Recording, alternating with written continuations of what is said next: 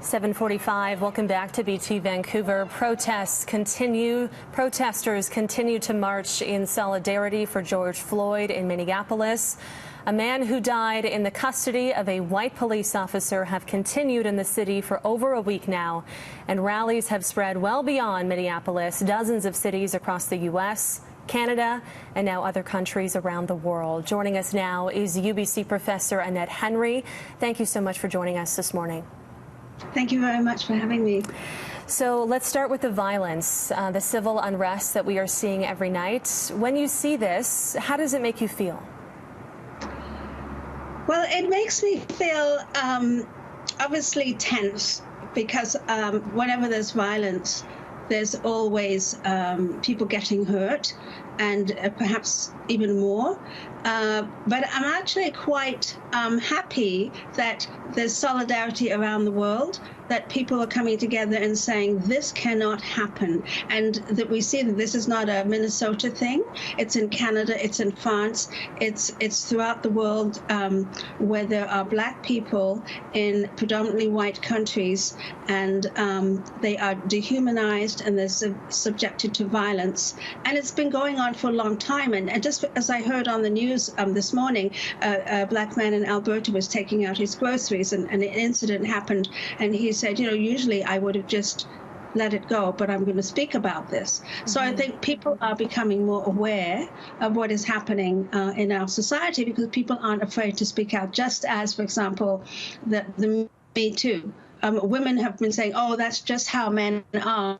Or, oh, I'm not going to talk about this, or I don't want my partner or my friends or my parents to know about this. But now women are saying, no, enough is enough. So I think that makes me happy.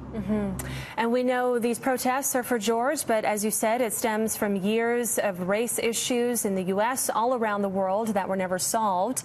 Over 50 years ago, there was a presidential report tracing the sources of fiery protests in black communities across the U.S., and many of these issues still remain. You know, housing, job opportunities, policing, they were at the top of the list of frustrations. Yes. Well, you know, the report is just confirming what the ways in which the system has been set up, because black people were brought to the Americas, and I say the Americas because I mean, you know, North and South and Central America. Black people were brought to the Americas to be exploited and dehumanized, and actually to be free labor. And so once that free labor stopped,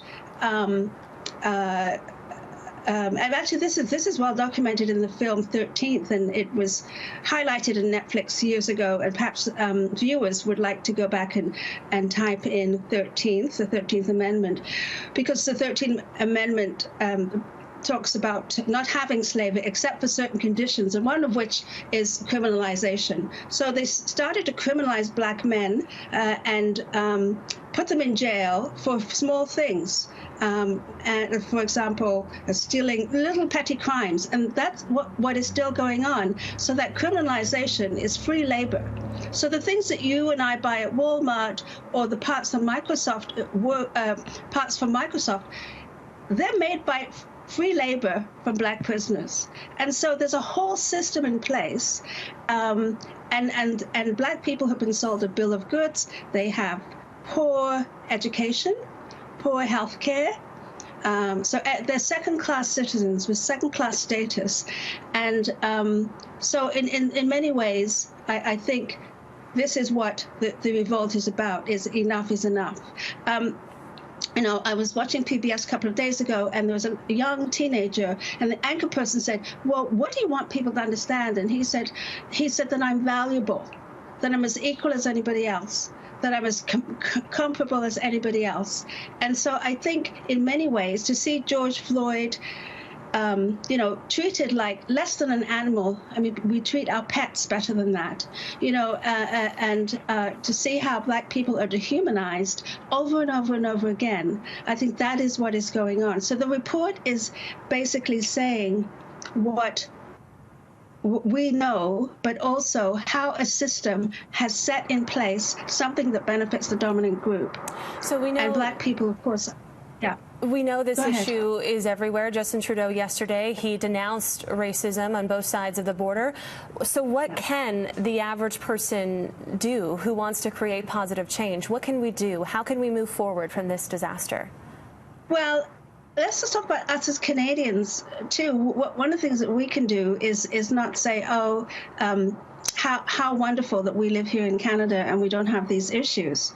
And yes, we have not had the kinds of rioting that has traditionally been in the United States, but we do have racism. And I think we are pretty cozy here, and we like to think that racism doesn't exist. But I think one of the biggest things, but the hardest things to do, is to acknowledge that we live in a society where there are these power dynamics, where there is something called racism, and how we participate in it without even realizing it in many ways. So being more aware and educating ourselves. Annette, sorry, thank you so much for joining us this morning. I really hope that we can continue this conversation next week. Thank you so much. Thank you, Mary. Thank you. All right. That is Annette Henry with UBC Institute for Social Justice.